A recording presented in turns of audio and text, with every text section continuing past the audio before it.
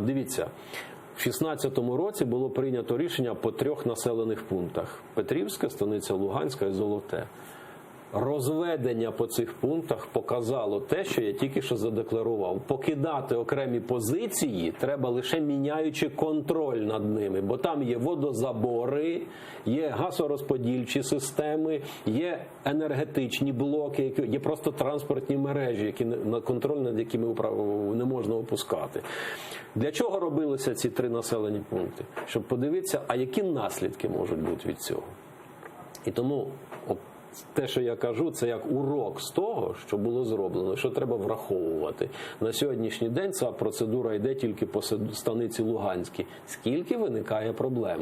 Тому не треба шашкою махати, треба розуміти процес. От дуже багато говорять про засідання Нормандської четвірки, яке мало б відбутися. Реально, наскільки воно є важливо і до який результат може дати? Якщо буде збережена методологія роботи нормандського формату на рівні лідерів держав, керівників урядів, міністрів, політдиректорів, воно абсолютно нічого не змінить. Треба міняти методику роботи, методологію роботи цієї системи. Хтось має формувати задачі, хтось має під ці задачі забезпечувати ресурс, хтось має визначати політику, хтось має пропонувати варіанти. Те, що відбувається сьогодні, це 5 разів повтор одного й того ж. Так система результату не дасть. Це перше і друге. Якщо ви мене запитаєте, чи буде ця зустріч, при нинішній позиції Кремля зустрічі не буде. Це ще один виклик Києву стосовно того, наскільки треба кидатися в обійми позиції Кремля і наскільки треба міняти свою позицію в тих чи інших питаннях. Росія вимагає від України офіційного письмового підтвердження формули Штайнмаєра як умови для нормандської зустрічі на найвищому рівні. У мене запитання. Росія має своє бачення формули Штайнмаєра, Україна має своє бачення формули Штайнмаєра. Так, ви про це розказували. Фактично, ми про це вже говоримо півгодини. Який документ має тоді підписати Україна? Ніякого документу Україна про який підпис, про які письмове підтвердження йде мова? Тобто, з моєї точки зору, Кремль вертається зараз до позиції, щоб вносити зміни в Конституцію. Тобто до своєї позиції, мовляв, підпишіть наші умови. Так, абсолютно правильно. Прийміть наші умови, зафіксуйте їх у вашій Конституції. Це позиція, яка в 2015 році була відкинута всіма учасниками цього процесу. Ніхто. Зафіксуйте зміни в Конституції про які? Особливий порядок місцевого самоврядування на Донбасі. Ось про що йде мова. Бо це, щоб наші телеглядачі розуміли, це поки що закон. Так, це поки що зараз закон. Більше того, це закон тимчасової дії, який обмежений в дії. Ось про що йде мова. Росіяни хочуть нав'язати нам, власне, внесення змін в Конституції. Це порушення принципів, основ конституціоналізму, міжнародного права, всього можливого і неможливого. Ніяка група людей чи регіон не можуть вимагати, бо сувереном є український народ. Народ сказав, Конституція буде така, Верховна Рада його прийняла. А тим більше, під тиском зовнішнього впливу міняти Конституцію. Це недопустимі речі. Зараз фактично це питання дуже сильно педалюється українською владою. Так, дуже багато йде заяв. На вашу думку, Володимир Зеленський справді зможе вирішити це питання? Перше, у Зеленського є бажання і є абсолютно правильний трек, який називається соціально-гуманітарна проблематика. От над цим і треба працювати.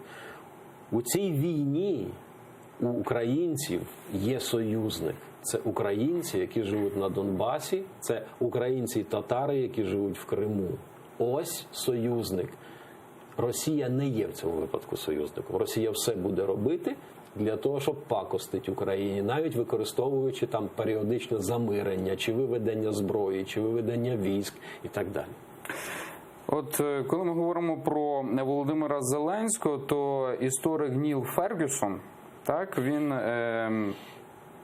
давав поради нашому президенту в ефірі радіо НВ і стверджує, що Україна не стане членом ЄС. І він сказав, що краще, щоб президент Зеленський зосередився на економіці і виключив вступ України до Європейського Союзу.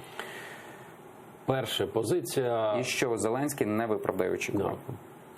Позиція ця вже реалізовувалася президентом Януковичем. До цього це привело, зрозуміло. Ця позиція – це пряма дорога до наступного Майдану.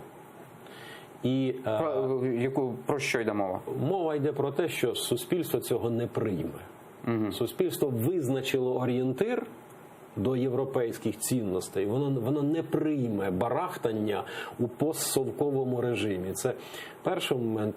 І другий.